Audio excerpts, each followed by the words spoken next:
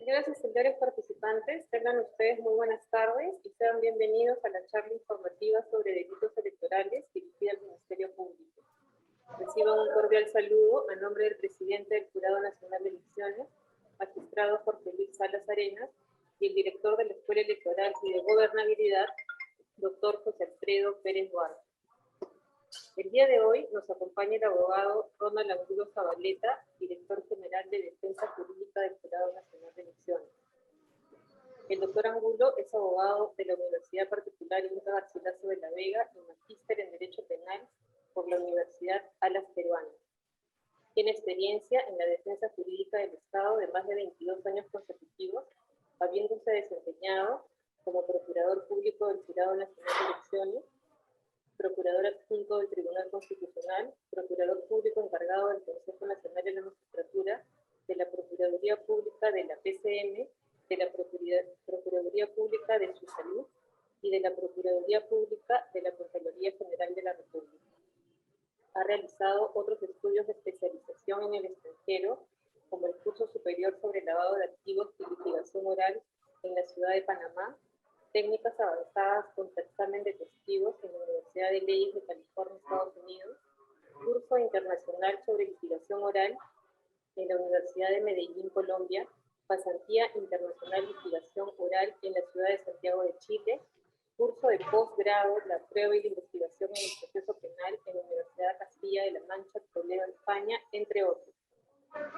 Antes de ceder la palabra al doctor Angulo, les informo que podrán formular sus preguntas a través del chat, las mismas que serán resueltas al finalizar la exposición.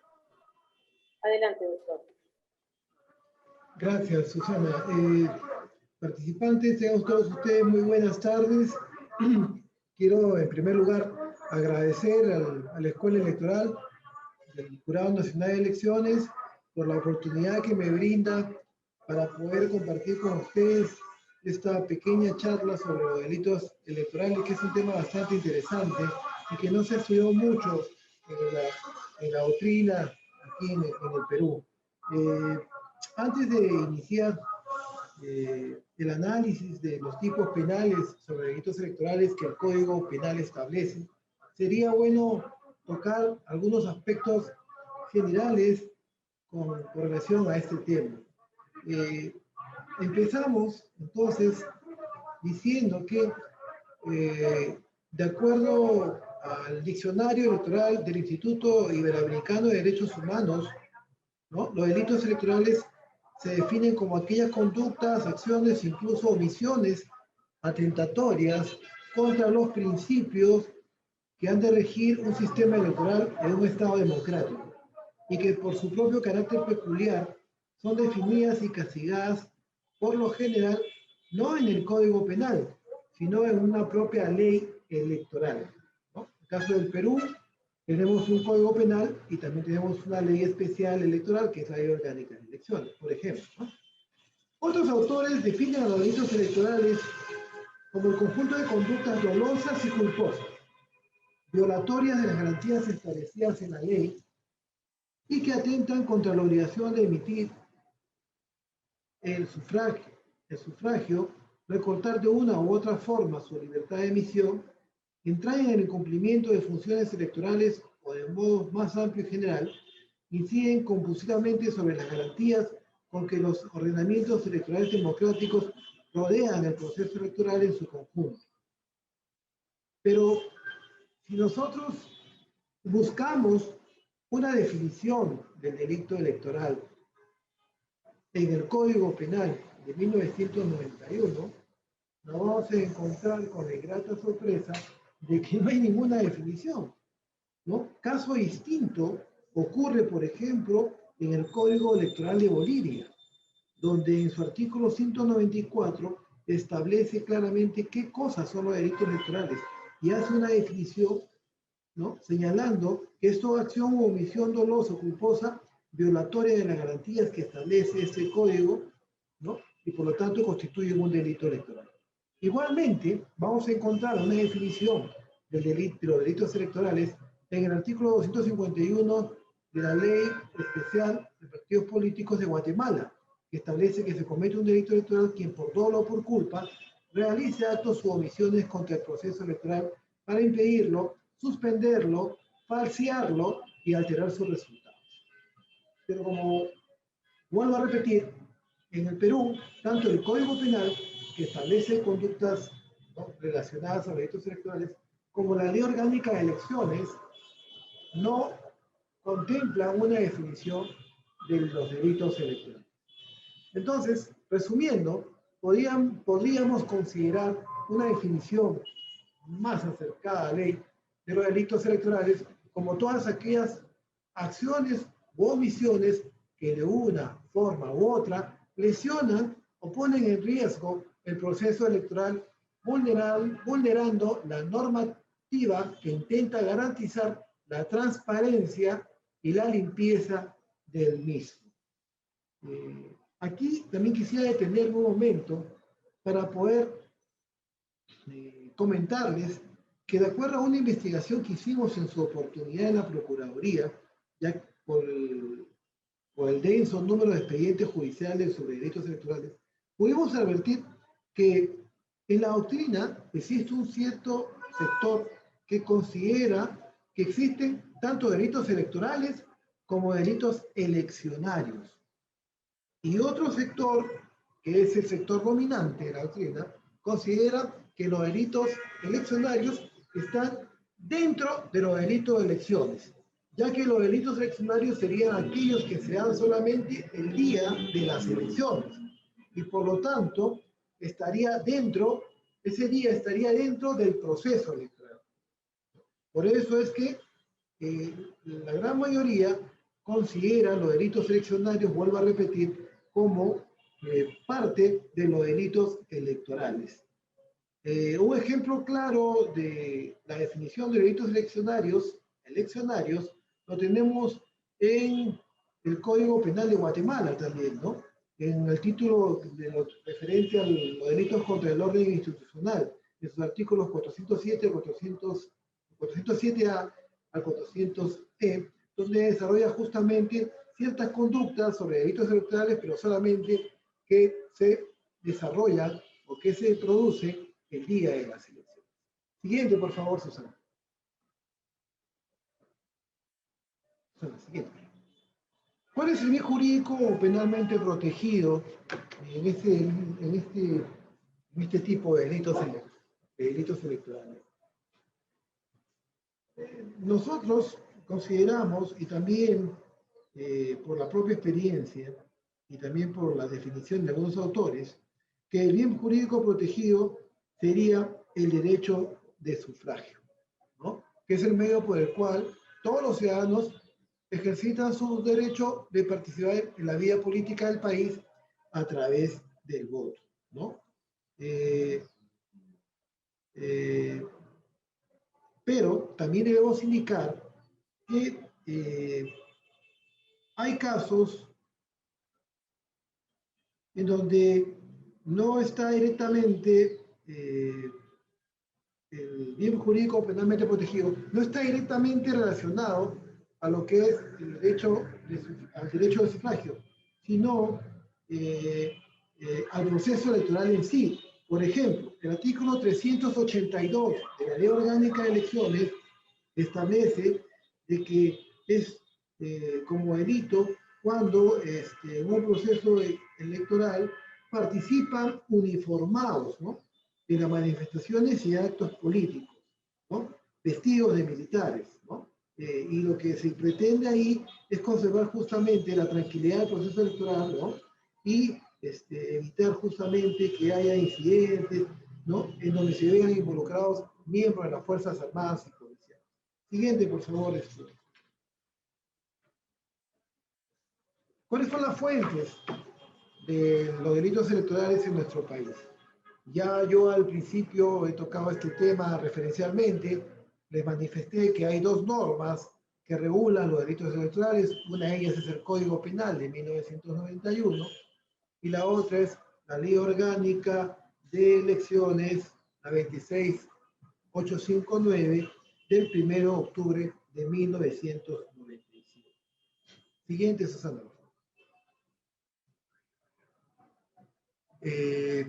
Antes de ver más o menos el cuadro comparativo de cómo es en los países latinoamericanos, de cómo están regulados los delitos electorales, tanto en leyes especiales como en códigos electorales, ¿no? Quería mencionar que el Código Penal de 1924, ¿no?, que antecede justamente al Código Penal de 1991, que es el vigente, el Código Penal del 24 no establecía o no contemplaba esta modalidad de delitos o delitos electorales. Recién con el Código Penal de 1991 se incorpora por primera vez los delitos electorales en el capítulo de los delitos contra el derecho de sufragio, en el título Delitos contra la voluntad popular. Posteriormente, en el año 97, ¿no?, se da o se promulga la Ley Orgánica de Elecciones, el 1 de octubre de 1997. Entonces, esta norma, esta ley orgánica, establece varias conductas iguales que están contempladas en el Código Penal. Nosotros, desde que estudiamos Derecho en las aulas universitarias, sabemos que la ley posterior deroga la ley anterior. Entonces, en consecuencia, si la ley orgánica de elecciones establecía las mismas conductas, determinadas conductas que eran iguales del Código Penal, como la ley orgánica fue posterior al Código Penal, debería en todo caso de haberse derogado esos artículos pertinentes del Código Penal del 91 que contenían las mismas conductas delictivas que la ley orgánica de elecciones del 97. Sin embargo, ello no ocurrió. ¿Por qué? Porque la propia ley orgánica, en un articulado, señalaba expresamente que estos ilícitos penales que establece esta ley orgánica iban a regir sin perjuicio de las conductas ilícitas contempladas del artículo 354 al 360 del Código Penal. Entonces, resumiendo, tenemos dos normativas que regulan los delitos electorales y que en algunos casos contemplan conductas iguales, pero la diferencia es que las penas son totalmente distintas en una y en otra norma, y que más adelante vamos a tocar cuáles son los problemas que se presentan justamente por esa dicotomía que hay en cuanto a las penas de las mismas conductas contempladas en Estados Unidos. Si vemos el cuadro, vamos a ver que en Latinoamérica, por ejemplo, los delitos electorales en Argentina están regulados por las leyes electorales y por códigos electorales. En Bolivia solamente están regulados por el Código Electoral. En Costa Rica están regulados solamente por el Código Electoral. En México están reguladas las conductas sobre delitos electorales por el Código Penal. En Perú tenemos dos normas, como ya he mencionado, la Ley Orgánica de Elecciones y el Código Penal. En Nicaragua, la ley electoral, una ley especial. En Paraguay, el código electoral, ley especial. En República Dominicana, en leyes electorales, en una ley especial. Y en Colombia, en el Código Penal. Siguiente, por favor, Susana.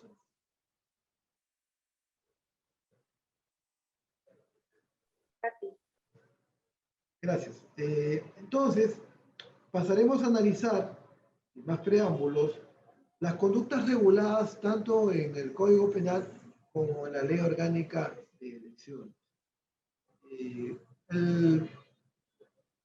El primer tipo penal que está contemplado en el Código Penal del 91 es el delito de perturbación o impedimento del proceso electoral. Esta conducta también está contemplada en la Ley Orgánica de Elecciones, ¿no?, el artículo 384, inciso B. ¿Correcto? Esta conducta requiere necesariamente que haya violencia y amenaza, ¿no?, que perturbe o impide el desarrollo de un proceso electoral, ya sea parlamentario, regional, municipal, de revocatoria de referéndum, cualquier proceso electoral, basta que la gente perturbe, ¿no?, el proceso mediante violencia o amenaza. ¿Correcto? Y aquí, como ustedes podrán observar, la diferencia de las penas son totalmente distintas. En el Código Penal, en el artículo 354, se establece un mínimo de 3 años y un máximo de 10 años para ese ilícito penal. En cambio, en la Ley Orgánica de Elecciones, ¿no?, se establece una pena mínima de 1 año y un máximo de 3 años.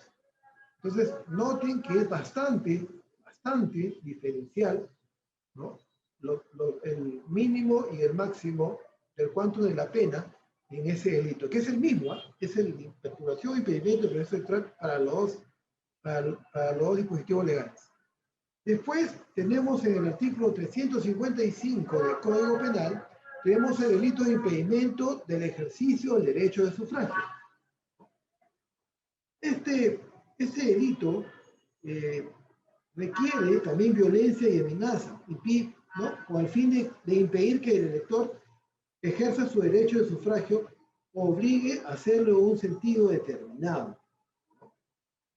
Este tipo penal también se encuentra contemplado en la Ley Orgánica de Elecciones, en el artículo 382, inciso B. Veamos las penas. ¿Qué pena establece el Código Penal para este ilícito penal del impedimento de ejercicio del derecho de sufragio? 1 año como mínimo y 4 años como máximo. ¿Qué pena establece la Ley Orgánica de Elecciones? 1 mes como mínimo y 1 año como máximo. Es bastante la diferencia que pueden apreciar.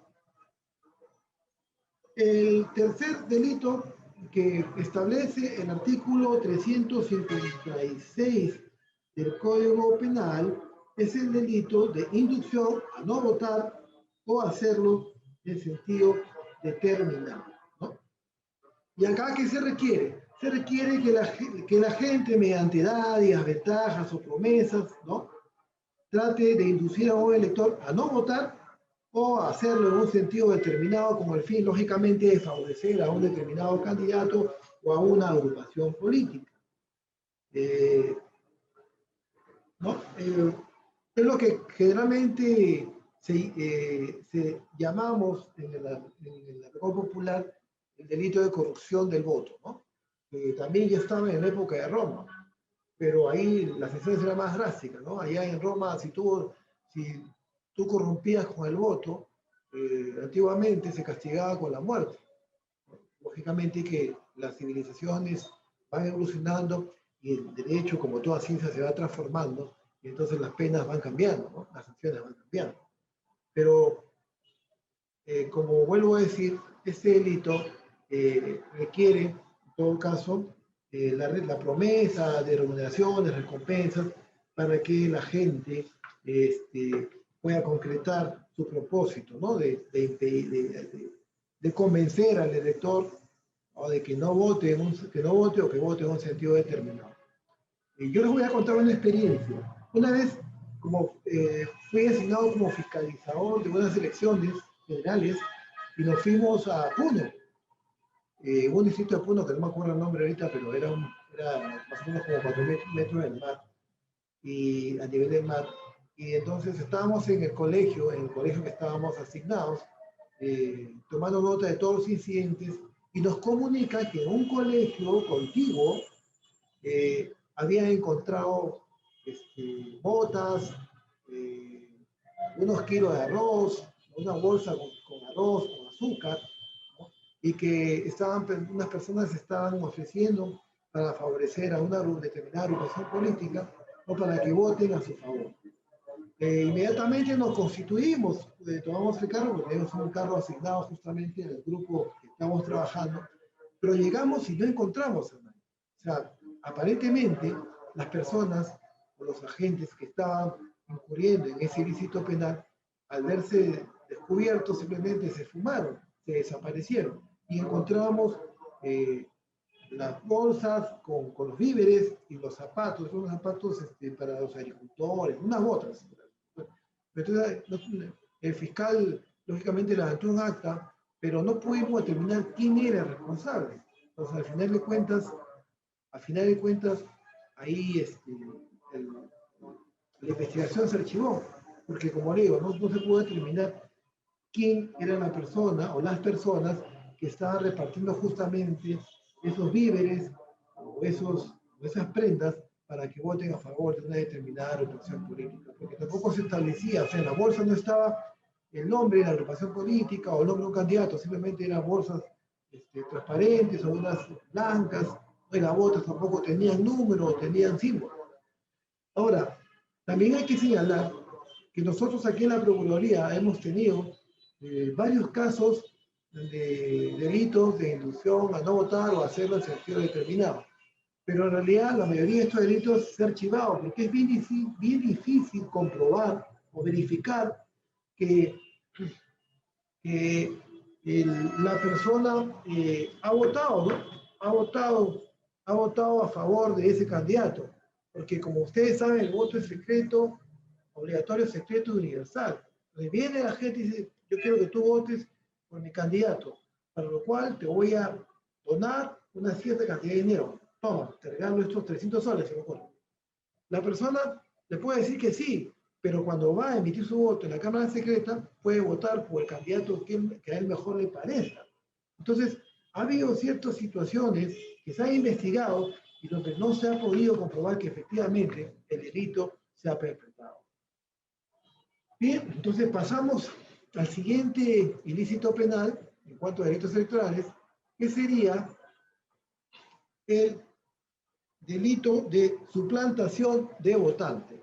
Este delito está contemplado en el artículo 357 del Código Penal y establece 3 situaciones para su configuración. La primera, que suplante a otro votante. O sea, que yo, por ejemplo, vote por mi tío o por mi abuelo o por mi hermano. Suplante a otro votante. La segunda situación es que vote más de una vez. O sea, que votó y después volvió a votar. Cuando solamente ustedes saben que puedes emitir tu voto válidamente una vez. Y la tercera situación es que sufragas, votas sin tener derecho. Se me ocurre, por ejemplo, tú no estás en esa relación, tu mesa está en otro lado, pero tú vas y votas ahí. Entonces, estas 3 situaciones configuran el ilícito penal de suplantación de votante. En la Ley Orgánica de Elecciones, ese tipo penal también está contemplado en el artículo 386. Pero acá solamente contempla la primera y tercera situación. Es decir, suplantar a otro votante y sufragar sin tener derecho a sufragio. La situación número 2, que es votar 2 veces, no está contemplada dentro del código, dentro de la Ley Orgánica de Elecciones. Acá también quería detenerme para hacer un comentario que cuando yo recién ingresé en la Procuraduría en el año 97-98, la gran demanda de delitos electorales era justamente por este tipo penal, de suplantación de votantes, porque en los lugares más recónditos del Perú, en las circunscripciones pero más alejadas del centro de las capitales, de las provincias, ¿no? Había gente que por su cultura, ellos estaban en la imaginación o pensaban que votar por un familiar que estaba enfermo, por ejemplo, era perfectamente legal y que no le traería consecuencias jurídicas. Entonces muchas de esas personas veían que su papá, su tío, su hermana, su abuela estaban enfermos, iban y votaban por ellos. Pero al final se denunciaba este delito y de acuerdo al error de tipo culturalmente condicionado, artículo 15 y 16 del Código Penal, esta denuncia está archivada y al final era exento de responsabilidad penal. Lógicamente por grado de cultura y porque ello no le permitía establecer que el acto que iba a hacer o que hizo escapaba de la legalidad. Entonces, ¿qué hicimos? Comunicamos este hecho a la alta dirección del Jurado Nacional de Elecciones y con la escuela electoral, en ese tiempo con el doctor Rori Pacheco, a descanse, se hizo una campaña una campaña de difusión sobre ese delito para que las personas se abstengan o tomen conocimiento real de esa situación y se abstengan de cometerlo en las próximas elecciones. Y así fue. Y es así como poco a poco esta incidencia de delito por superación de votante fue bajando, fue disminuyendo en cuanto al número de procesos, de casos, y ahora, lógicamente, ya tenemos pocos casos de esos, ¿no?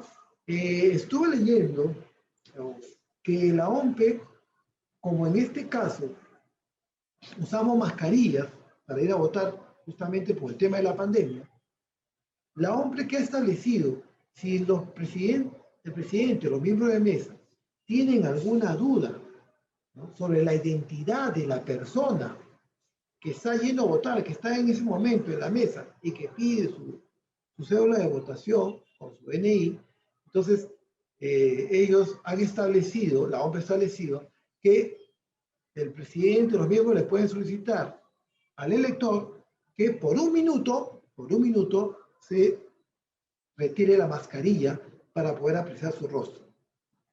A mí me parece que está bien, ¿no? Pero que está bien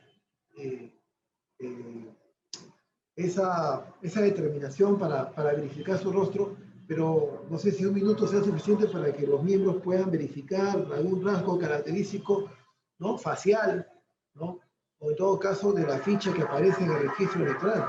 Pero bueno, ese es un tema que estará siempre en discusión, porque ya había algunos autores, o algunos críticos, algunos políticos, algunos juristas que criticaban esa situación, ¿no?, porque decían que era muy poco tiempo y que al final de cuentas también exponía, ¿no?, a la persona a poder contagiarse, porque justamente el día de las elecciones hay un conglomerado de gente que va a cumplir con su deber cívico. Y por más que las mesas estén alejadas, pero el ambiente puede estar contaminado. Entonces, decían de que no era muy recomendable, pero también tenían que verificar que la identidad de la persona que está yendo a votar cuando tenían dudas de su identidad. ¿Sí? Entonces, seguimos con otro delito electoral. El otro delito electoral es el voto declarado públicamente. Siguiente, por favor, Susana. Gracias.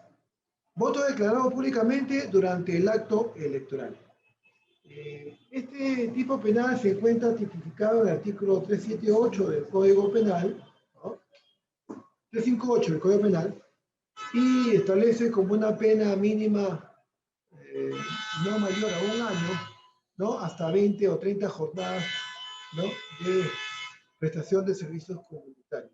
No está contemplado este tipo penal en la Ley Orgánica de Elecciones. ¿Correcto? Acá debo señalar que, de acuerdo a la doctrina, este delito, para que se configure, tiene que ser cometido en el mismo día de las elecciones. No puede ser cometido posteriormente, sino que tiene que ser en el mismo día y tiene que mostrar el sentido de su voto. ¿Por qué la agrupación ha votado? Porque algunos pueden denunciar, ya ha pasado que al final se ha archivado, unos terceros han denunciado que un candidato se ha tomado una foto con la cédula, ¿no?, ingresando a la lámpara. Pero eso no es el delito. O sea, el delito se configura cuando muestras el sentido de tu voto, ¿no? Cuando muestras la cédula con el marcaje, ¿no?, sobre qué figura, sobre qué foto, de qué candidato has tú marcado, ¿no?, para poder emitir tu voto. Ahí sí se configura. Y tiene que mostrarlo. Nosotros tuvimos un solo caso de esos, que fue con Yehude Simo, y fue hace tiempo, fue hace como 10 años atrás, o sea, en las elecciones, ya no me acuerdo si fueron 15 o 10 años atrás, o más creo, pero al final se archivó, porque no se comprobó que él publicó su. Él simplemente, al parecer, hizo el ademán de mostrar su voto, pero parece que al final le avisaron o él se arrepintió y no lo mostró, pero por eso se le abrió un proceso y al final se archivó por falta de pruebas, ¿no?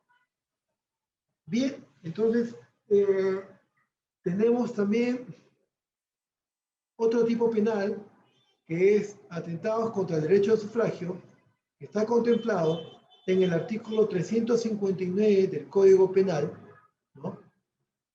Y que establece una pena mínima de 2 años y una máxima de 8 años. Este tipo penal, el 359, comprende 8 situaciones, ¿no? 8 incisos con 8 figuras distintas que están dentro del tipo penal 359, ¿no? Como por ejemplo, insertar, ¿no? O hacer insertar o suprimir o hacer suprimir debidamente nombres en la formación de un registro electoral, falsificar o destruir de todo o en parte un registro electoral, libretas electorales, hasta de escrutinio, sustraer ánforas electorales, sustraer o destruir cédulas de sufragio, alterar de cualquier manera el resultado de una elección, ¿no? Recibir miembro, cuando recibe un miembro de mesa el voto de un ciudadano, no incluir la lista de electores, por ejemplo, o la rechaza injustificadamente, ¿no? O despojar a un ciudadano de su DNI, ¿no? O se le retiene con el propósito de que no vote, ¿no? Y así. Y la última figura en este artículo 359 fue agregado recién en el 2005 con una ley en base a una iniciativa legislativa del Jurado Nacional de Elecciones. Esta figura tiene que ver con los llamados votos golondrinos, ¿no? Y que en la doctrina se le llaman transhumancia, ¿no? Y esta conducta se consuma cuando se realiza el cambio de domicilio o induce a realizarlo a una circunscripción distinta a de su residencia habitual, induciendo a error a la formación del registro electoral. Acá quería detenerlo un poco porque si antes, como les comenté, siguientes, por favor, Susana. Si antes, como les comenté, los delitos de mayor incidencia en la Procuraduría Pública eran el de suplantación de votante, últimamente, ¿no? Los delitos de mayor incidencia justamente serán estos, los de voto golondrino, de personas que habían cambiado su dirección justamente en época de elecciones, ¿no? Y con ese hecho inducían en error a la formación del registro electoral. Pero, ojo, hay que tener en cuenta que muchas veces ha habido denuncias de ciudadanos, ¿no? que moran o viven en una determinada circunscripción y ven que 2 o 3 personas, ¿no? O 10 personas vienen justamente a votar. Y como no los han visto en todo el mes o en todo el año, presumen que estarían dentro del delito de votos golondrinos, que han sido justamente manipulados para poder cambiar su dirección domiciliaria y poder votar justamente en esa localidad. Pero lo que sucede es que muchas veces hay gente que trabaja en otro lugar, en otra provincia, en otro departamento, y que solamente viene para efecto de las elecciones, ya que no han hecho el cambio de domicilio. Entonces hay que tener mucho cuidado para formular una denuncia con respecto al voto golondrino, porque como ya les dije, a veces la situación aparente no es la que realmente es, porque no son aquellos que han cambiado unos días antes de las elecciones, unos días antes de que se cierre el padrón electoral, para poder favorecer a un candidato y así introducir error al registro electoral, sino simplemente porque ellos viven en otro lugar o trabajan en otro lugar y al final, no sé, por desidia, ¿no? o por desconocimiento, ¿no? O por falta de liquidez, no cambiaron, hicieron el trámite de RENIEC para cambiar la dirección de su domicilio y por eso regresan al lugar de origen para poder emitir su voto. Y ellos no son considerados, no deberían ser considerados como votos golondrinos. Tenemos otras conductas en la ley orgánica de elecciones, que son como, por ejemplo, obligar a un elector a firmar una lista de adherentes a un partido político o para la presentación de una candidatura. Artículo 385, la pena es no mayor a 2 años ni mayor a 6 años y con no mayor de 30 días multas y más inhabilitación. Otra conducta es impedir a un ciudadano que pueda integrar un jurado electoral especial, ¿no? Artículo 387, la pena es no menor a 2 años ni mayor de 5 años de pena privativa de libertad. Estamos hablando de un ciudadano, o sea que el tipo penal aquí, que hemos comentado, solamente se reduce a uno de los miembros del jurado electoral, ¿correcto? Porque nosotros sabemos que el jurado electoral especial está constituido por 3 miembros. Uno, que es un vocal superior designado por la sala plena de la Corte Superior de la localidad donde se va a realizar las elecciones. El otro es un fiscal superior designado por la Junta de Fiscales Superiores de esa localidad. Y el tercero es un ciudadano que es elegido por sorteo público. Entonces, al establecerse la palabra ciudadano, estamos hablando solamente de que ese tipo alcanzaría al ciudadano, que es al tercer miembro, que es elegido justamente por sorteo público. Otra conducta sería la propaganda electoral en horas en que está suspendida. La pena es no mayor a 2 años de pena privativa de libertad, ¿no? Pero acá no hice un máximo. Entonces nos tenemos que remitirnos a la parte general del Código Penal, ¿no? Para saber que la pena máxima puede ser hasta 35 años. Lógicamente que no va a ser así, ¿no? Pero como no establece un máximo, tenemos que remitirnos, vuelvo a repetir, a la parte general del Código Penal. Esto generalmente se da ¿cuándo? Ya generalmente el día de las elecciones. El día de las elecciones cuando hay manifestaciones, ¿no? Generalmente un grupo de simpatizantes, una determinada agrupación política se ponen a la salida del colegio o a 100 metros del colegio, ¿no? Con pancartas, o algunos van a votar con polos alusivos justamente a esa agrupación política que quieren que gane. Y por eso es que está el fiscal de prevención de delito, y por eso es que están los fiscalizadores, ¿no? Y los coordinadores del local de OMPE. Entonces se levanta el acta, ¿no? Se toman los datos de la persona y lógicamente el fiscal de prevención de delito tendrá en todo caso que derivar esa denuncia o esa acta con esos incidentes al fiscal de turno para que realice una investigación y determine si hay o no responsabilidad de los simpatizantes de una agrupación política que justamente incumplen con esta normativa y realiza propaganda electoral en las horas que están suspendidas. El otro delito que establece la Ley Orgánica de Elecciones es el expendio de bebidas alcohólicas, ¿no? O quienes lo organicen, o quienes organicen reuniones o manifestaciones en horas de prohibición.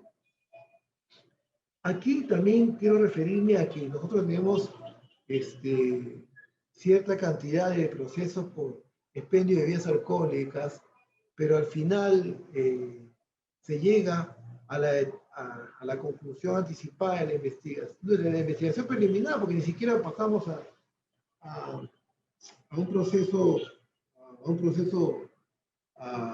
determinado, porque se aplica generalmente en estos casos el principio de oportunidad. Nosotros pedimos 3 UIT de reparación civil, pero el fiscal siempre toma en cuenta las condiciones, ¿no?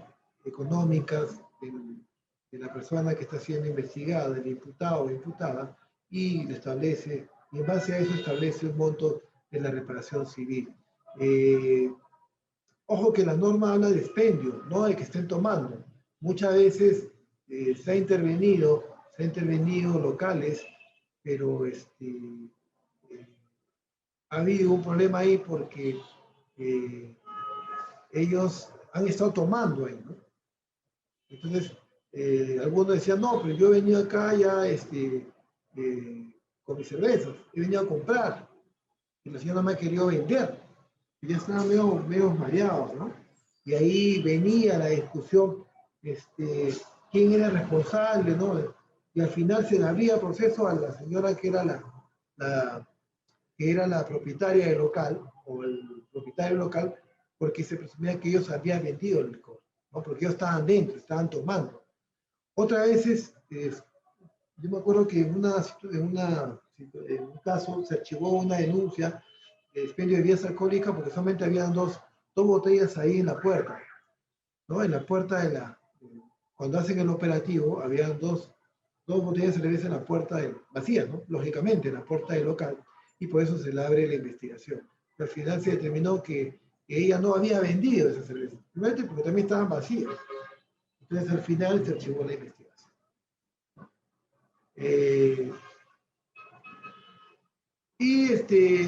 También establece la Ley Orgánica de Elecciones penas de multa, ¿no? En dos casos, cuando se abstiene injustificada de integrar un jurado electoral especial, cuando se abstiene injustificadamente, y cuando el ciudadano, habiendo sido sorteado para integrar una mesa de sufragio, no concurre a esa instalación. Esas multas se cobran en forma coactiva, ¿no? Por parte de la unidad de cobranza coactiva del jurado. Siguiente, Susana, por favor.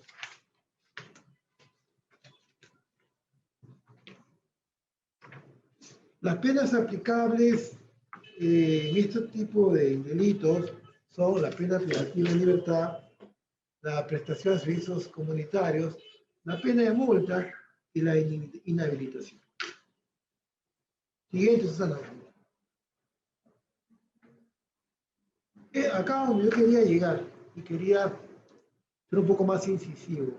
¿Cuáles son los problemas generados por la legislación actual? O sea, por las dos normas que regulan conductas iguales sobre delitos electorales, pero con penas distintas. Existe entonces una deficiente técnica legislativa, ¿no? Porque qué bueno fuera que las dos normas consignen una misma conducta y las penas sean también iguales. Pero no es así. O sea, una se dispara y otra no. Y al final la conducta es la misma. Entonces hay una deficiente técnica legislativa. La falta de aplicación del principio de especialidad y del indulto por reo. Nosotros sabemos que tratándose de delitos en materia electoral, debería en todo caso aplicarse la ley orgánica de elecciones, ¿correcto? En base a justamente este principio de especialidad. Y también porque lo más favorable se debe aplicar a reo, ya que las penas son menores que las del Código Penal. Sin embargo, como no hay un juzgado especializado en derecho electoral como en otros países, ¿no? También hay fiscalías especializadas en derecho electoral, lo cual no tiene Perú. Generalmente se viene aplicando el Código Penal, donde las penas son más drásticas y más severas. Otro problema generado es que se establecen penas que no están señaladas expresamente en el Código Penal. Por ejemplo, el delito previsto en el artículo 390 de la Ley Orgánica de Elecciones establece como sanción una pena de multa no menor del 10% del ingreso mínimo vital multiplicado por 30 días multa. Vuelvo a repetir, el artículo 390 de la Ley Orgánica de Elecciones establece como sanción una pena de multa no menor del 10% del ingreso mínimo vital multiplicado por 30 días multas, además de la pena privativa de libertad y la inhabilitación. Nosotros sabemos que la pena de multa está en función a un porcentaje de lo que gana a diario de la gente, ¿no? Lo que gana al mes, y se divide entre lo que ganaría a diario, pero acá le ponen una doble sanción, ¿no? Le ponen el 10% del ingreso mínimo vital, multiplicado por 30 días multa. Eso no está contemplado en el Código Penal, ni está contemplado en las penas que hace un momento hemos mostrado en gravedad positiva. Entonces, ahí también hay una deficiente técnica legislativa porque está estableciendo en la Ley Orgánica de Elecciones penas que no están establecidas en el código sustantivo. Siguiente, por favor. Y para ir terminando, acá hay un cuadro de las denuncias por departamento del año 2016, ¿no? en Amazonas, 3 denuncias, en Ancash 49 denuncias, Apurima 23 denuncias, Arequipa 24 denuncias, Ayacucho 5, Cajamarca 22 y así sucesivamente. Llegamos en el año 2006 a 304 casos justamente de las elecciones de ese año nada más. Siguiente, Susana. Hay un gráfico mejor con códigos de barra para que más o menos se dé una idea de dónde fue la mayor incidencia de delitos electorales, como Ancash y como Lima, ¿no? Y después vendría a ser la Lambayeque. Siguiente, Susana. Ahí está un cuadro con los delitos electorales más frecuentes. Superación de votante, ¿no? Protección de votante es 44%, perturbación del proceso electoral, 16%, atentado contra el derecho de sufragio, 4%, propaganda electoral en hora prohibida, 12%, y expendio de bebidas alcohólicas, 24%. Estamos hablando solamente del año 2006. ¿eh? Siguiente, Susana. Pena impuesta a la sentencia de 1 mes a 1 año, ¿no? De más de 1 año hasta 2 años, de más de 2 años a 3 años, y de más de 3 años a 5 años. Siguiente, Susana. Reparaciones civiles. Bueno, en el 2006 las reparaciones civiles eran pocas, ¿no? Ahora en la Procuraduría, gracias a Dios, hemos batallado, ¿no? Y hemos logrado que al menos lo máximo que se ha pagado una reparación civil en un proceso ha sido el proceso electoral, ¿eh? Porque también hay procesos que no son electorales, pero que se dan dentro de un proceso, que no están dentro, hay delitos que no están dentro del título de los delitos contra el derecho de sufragio, ¿correcto? Pero que se dan justamente en el proceso electoral, como la falsa declaración de procedimiento administrativo o la falsa declaración de la hoja de vida. Entonces, en cuanto a delitos electorales propiamente dichos, hemos logrado en 2006 cobrar hasta 1.500, pero en la actualidad ya estamos cobrando hasta 2 UIT. ¿no? Hemos logrado convencer al órgano jurisdiccional que el Estado, que el jurado es el Estado, ¿no? Que el Estado, que el jurado es un órgano constitucionalmente autónomo, ¿no? Y que su imagen se ve mediada, o sea, que es perjudicada justamente por estos delitos.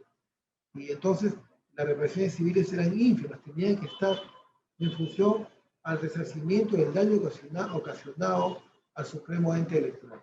Y por eso ahora, como le digo, hemos logrado conseguir reparaciones civiles hasta un monto de 2 UIT. Siguiente, Susana, por favor. Bueno, esa era toda toda mi exposición. Quedo a la espera de cualquier pregunta, interrogante que ustedes bien quieran hacerme. Yo con gusto estaré acá para poder responder. Muchas gracias, doctor. Te voy a leer algunas preguntas que han presentado los participantes. Edwin dice, buenas tardes. ¿Por qué no se despenaliza el delito de sufragio y solamente se queda a cargo el JNE, ya que son más actos administrativos que conductas criminales? ¿Podrías repetir la pregunta? No te escuché bien, por favor. ¿Por qué no se despenaliza el delito de sufragio y solamente se queda a cargo el Jurado Nacional de Elecciones, ya que son más actos administrativos que conductas criminales?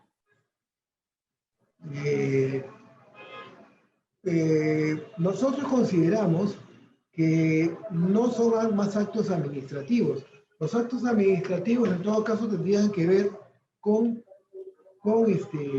los procedimientos jurisdiccionales que realiza el jurado, como vacancia, cuando resuelve tachas de candidatos, y todo, ¿no? Tacha de candidatos, inscripción de candidatos, todo eso tiene que ver con el proceso electoral, ¿no? O inscripción de un partido político. Esos son actos administrativos propiamente dichos y que lo ve el registro de las organizaciones políticas y también los jurados electorales especiales.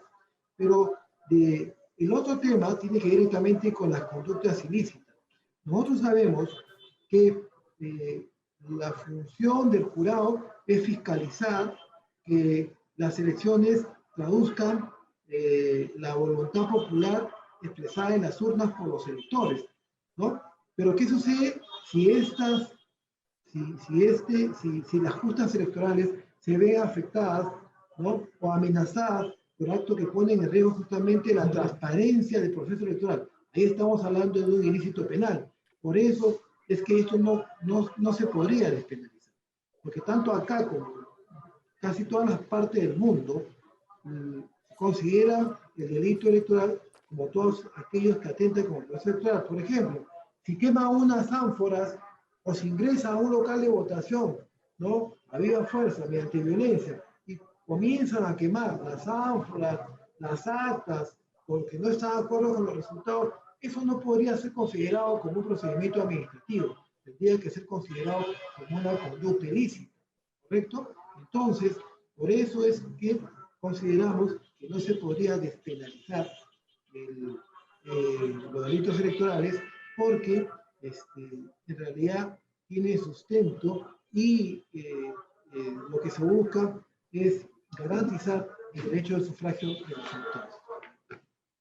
Una más. ¿El acto de tomar fotografía al voto ya emitido constituye un ilícito penal?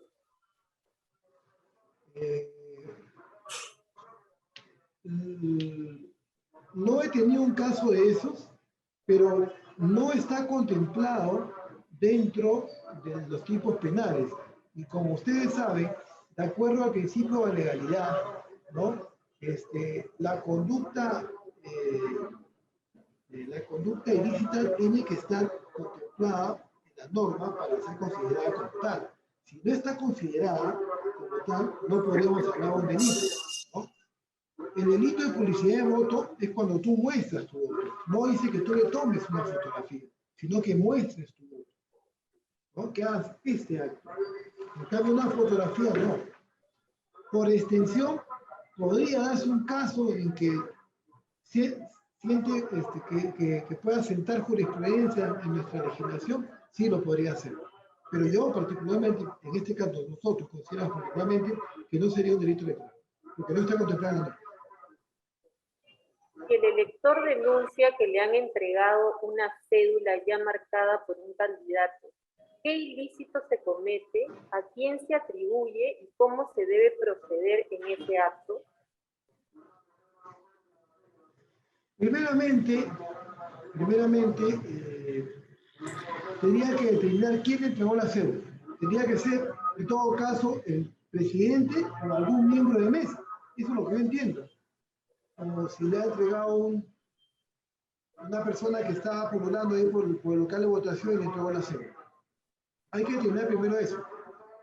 En todo caso, tendría que recurrir al fiscal de prevención de delito y manifestarle ese hecho para que el fiscal levante un acta. Y ahí en todo caso se determine si podría ser el delito de perturbación del proceso electoral, porque para que haya el delito de voto en sentido determinado, ¿no? O inducción a votar se necesita que haya dádiva, recompensa, lo cual no hay acá. Para que haya voto en sentido determinado o no vote, tendría que ser contra amenaza, fuerza, que tampoco hay. Podría ser contemplado en el tipo de perturbación del proceso electoral. Si un elector se presenta con polo del color de un partido, por ejemplo, color naranja, ¿cómo se procede en ese caso? En ese caso, tendría que llamar al fiscal de prevención de delitos y al coordinador local de la OMPE y pedirle al señor que se retire el polo, que salga y se retire el polo. Y también se levante el acta correspondiente para que se le haga una investigación por delito de propaganda electoral en horas prohibidas. La colecta de dinero que suelen hacer los electores de una mesa para que una persona de la cola complete la mesa, ¿constituye ilícito penal? No, porque no está contemplado en la norma, ¿no? O sea, ahí ya tendría que buscarse, no habría un delito ahí porque electoral no porque no está contemplado, o sea, no está contemplado que yo venda mi cola. Si advertimos la presencia de algún ciudadano extranjero en la mesa de sufragio, ¿cuál sería el trámite a seguir? Si advierte la presencia de un ciudadano extranjero, primeramente hay que ver si él está nacionalizado, ¿no? Porque puede ser que sea un ciudadano extranjero y que haya tenido su título acá de peruano. Si es así, sí podría votar, ¿no? Sí podría, en todo caso, entiendo yo, participar en un proceso electoral. Por ejemplo, mi esposa es colombiana y ella ya sacó su título donde se han nacionalizado, y ella vota y todo, o sea, tiene las mismas prerrogativas que un peruano.